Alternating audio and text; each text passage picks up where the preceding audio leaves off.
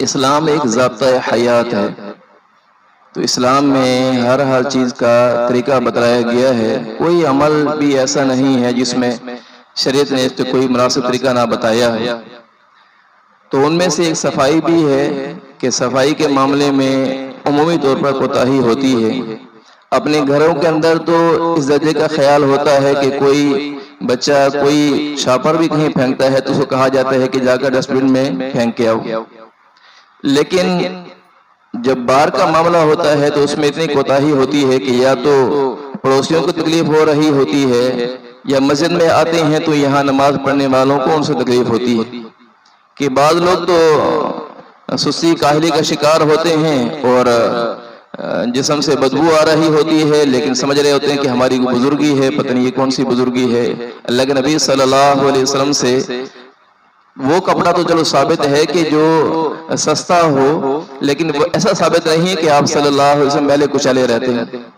بلکہ آپ صلی اللہ علیہ وسلم صاف ستھرے رہنے والے تھے۔ اس طرح صحابہ کرام رضی اللہ تعالیٰ عنہ مجمعین کا معاملہ تھا۔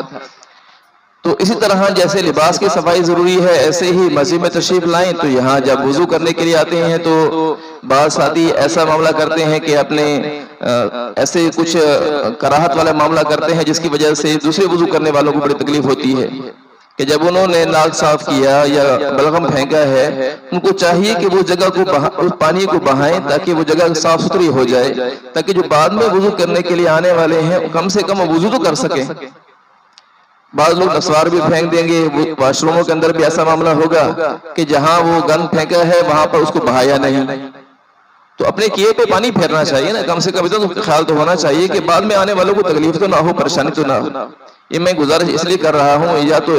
نہ تو یہاں وضو میں کرتا ہوں، نہ ہی واش روم میں جاتا ہوں، جو لوگ جاتے ہیں انہوں نے بتایا ہے۔ اس لیے آپ سے گزارش یہ ہے کہ جو ایسے ہوں کو ایسا معاملہ کرتے ہیں یا وضو خانے پہ وضو کرتے ہوئے دیکھتے ہیں کسی کو، تو ان سے پیار محبت سے کہہ دینا چاہیے کہ آپ تھوڑا سا پانی بہا دیں تاکہ یہ گند جو ہے یہ بہہ جائے، تاکہ بعد میں وضو کرنے کے لیے جو آنے والے ہیں ان کو تکلیف تو کم سے کم نہ ہو۔ ان چیزوں کا لحاظ تو آدمی کو ویسے عقل سلیمی کہتی ہے، آدمی کا شعور آدمی کو کہتا ہے کہ ایسا نہیں کرنا چاہیے۔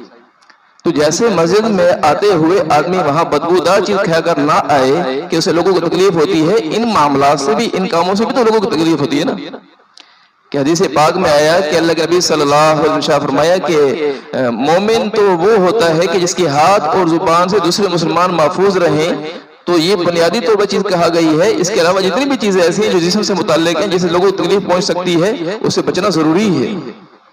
تو اس لیے اس کا اہتمام خود بھی کرنا ہو اور اوروں کو بھی اس سے سمجھانا ہو، تاکہ ہمارے جو زندگی ہے وہ شریعت کے مطابق صحیح طرح آ جائے، تاکہ اللہ تعالیٰ ہم سے راضی ہو اور اللہ کے نبی صلی اللہ علیہ وسلم بھی ہم سے راضی ہوں۔ اللہ تعالیٰ صحیح سمجھ بھی عطا فرمائے، صحیح عمل کی توفیق بھی عطا فرمائے۔